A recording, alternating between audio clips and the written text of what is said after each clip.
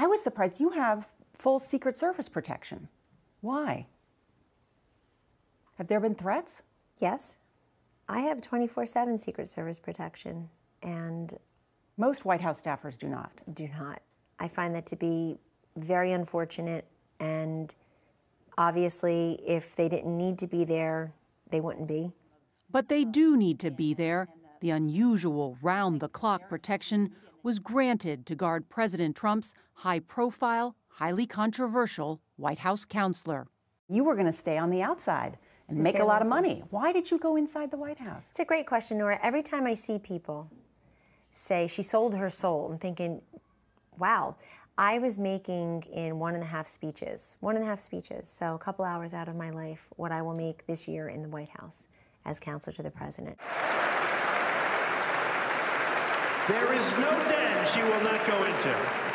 Of course, before she counseled President Trump, the 50-year-old attorney and businesswoman who founded her own polling company became the first woman to manage and win a presidential race.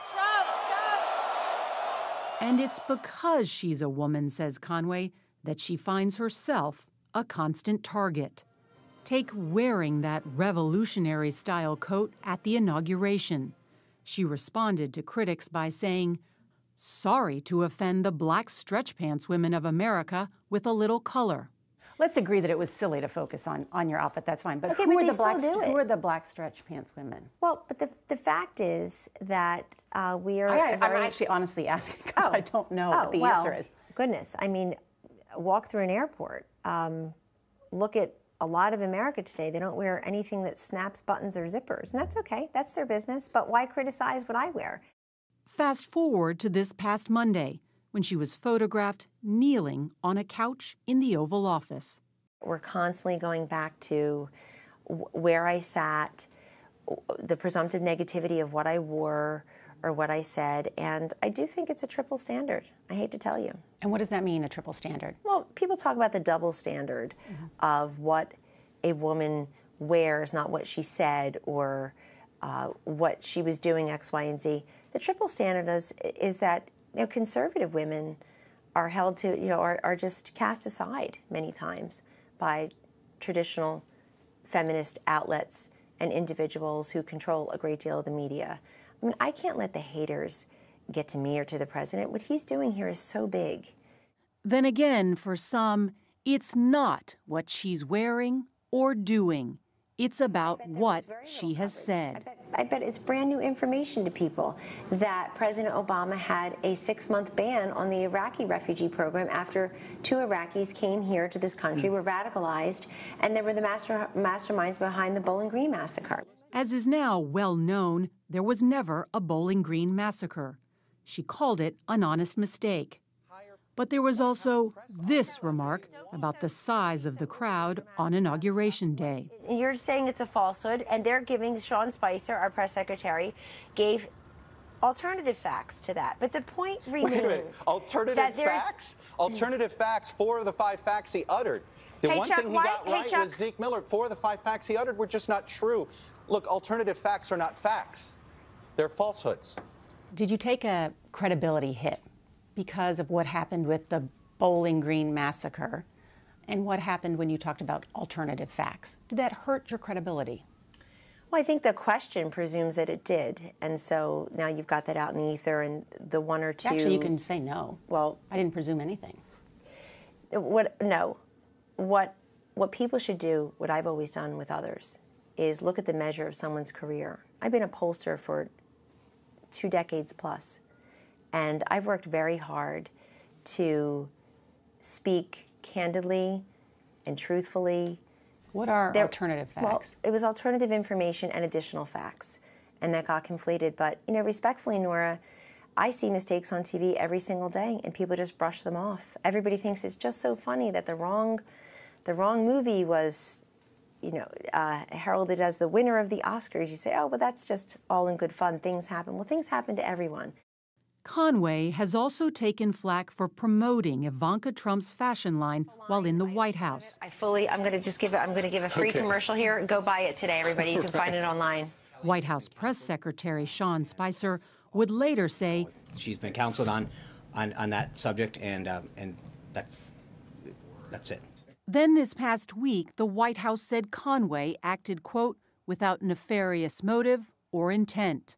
Did you feel bad about what happened? I always feel badly because I'm, a Catholic guilt, mother guilt, maternal guilt, counselor guilt. Mm-hmm. It's all there, of course. Of course I felt badly about what happened because I am here to serve the president who's here to serve the people. And she does it from one of the most coveted offices in the West Wing, once occupied by Valerie Jarrett, Karl Rove, and former First Lady Hillary Clinton. You still got the jacket. Yes, the jacket is there. It may go into the, my own private museum one day, along with the screenshot of my cell phone 2:30 a.m. on election night from Uma Abedin, who was calling on behalf of Secretary Clinton to call and concede to and congratulate Donald Trump on his victory. We visited her last Wednesday, the morning after President Trump's address to Congress. I am here tonight to deliver a message of unity and strength. One that seemed to mark a departure. These people are stupid. From the fiery stump style Americans have grown accustomed to. Was the president's speech a reset button? No, I think the reset button is way overdone. I mean, this is a progression. The man has been on the job for 5 weeks. I feel it was called a presidential speech, and he's been president for 5 weeks. What went into this speech that changed the way he's communicating? Well, first of all, I was part of the process. Others did the bulk of the work. But I will tell you that it is President Trump who was writing and rewriting entire passages. I mean, he really wanted it to be in his voice, and he works with predominantly brilliant speechwriter Stephen Miller, who is able to really reflect the president's tone and content. And then I think you heard much of Ivanka Trump's voice in that speech.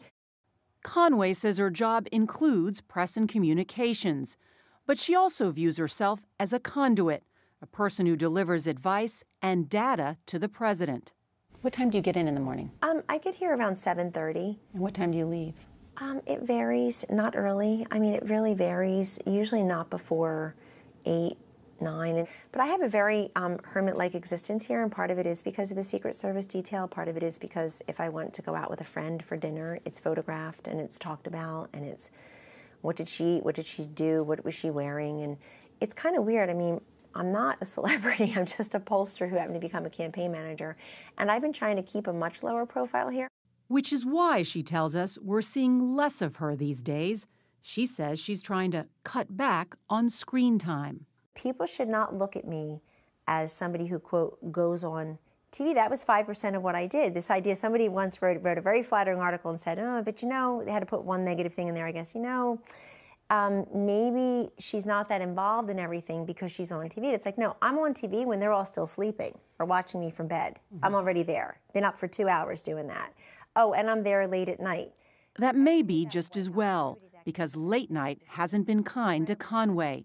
Not long ago, Saturday Night Live depicted her as a stalker.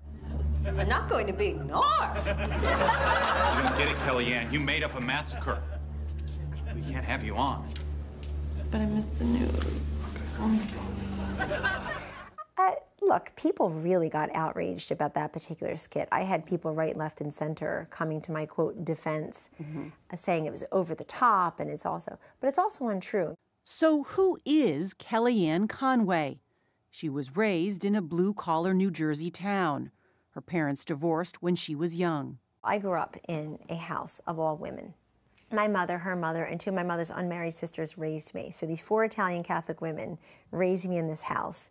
And that has benefited me tremendously because there's a certain humility that will never go away. And while President Trump uses social media as an important tool to communicate and sometimes attack, Conway tells us she considers it a cesspool, in part because of what her children see on it. Because it hurts my kids more than anything. They all read. They're all online reading. And what do they say? What do your kids say? Mom, why would people say X about you or Y about you or Z about you? I said, well, that's their unconsidered opinion. They don't want Donald Trump to be president. They don't want me to be there with him. They don't want any of us to be there. I mean, we're all criticized, and they try to pit us against each other, which is completely ridiculous. But I tell them, say a prayer for those people, because something's got to really bother you that you feel so bent on criticizing someone you hardly know for doing a job that you can't begin to understand. Her husband, George Conway, who may also join the Trump administration as the nation's next Solicitor General, is much more camera shy. And what do you think of watching Kellyanne through this whole thing? And she's a fighter. She's tough. I don't like everything that's been said about her, to be sure, and it makes me a little angry. It's part of the fact that she's out there for the president, and they're going to attack her. They're going to attack whoever they see standing up for the president. You talk so passionately about public service and the role that you're crafting in the White House. I mean, that naturally evolves in something wanting to run yourself for office. But I feel like I'm in a really good place, Nora, as counselor to the president, to have the type of impact that usually motivates people to run for office. It's not just the fire in your belly anymore. You have to have the bile in your throat. And this is why I think many women do not run for office. Many good men and women who would. Bile in your throat? Yeah, just to swallow so much that the country looks at you through this negative lens and corruption and cronyism, and you're lying, and you want money, and you're motivated by power and capital and the money that can come to you, the wealth that can come to you. And it's just, there are really good men and women out there who truly want to serve. I've worked with them in my polling business for decades, and some of them make it and most do not. For now, the Conways will soon be packing up and heading to Washington, although not everyone is thrilled about it. Which is what, to not let mommy move to Washington? Yeah, to not let our family move. To Washington. No, go sign the petition. Stop the comment. No, my friend Claudia is hashtag stop gonna live with me. Oh yeah, we were talking about that. Respected by some, denounced by others, Conway says there's only one thing that could make her rethink her future alongside the man she helped make president. Is there anything that would cause you to want to leave the White House? Yes, my children. They're having the hardest time with this. Mm-hmm. This is all new for us. This is not something I've sought. I'm not a famous person on TV. It's just different to not have mom there. But it was a decision we made as a family, and we're going to move them here either way because I'm here to support the president.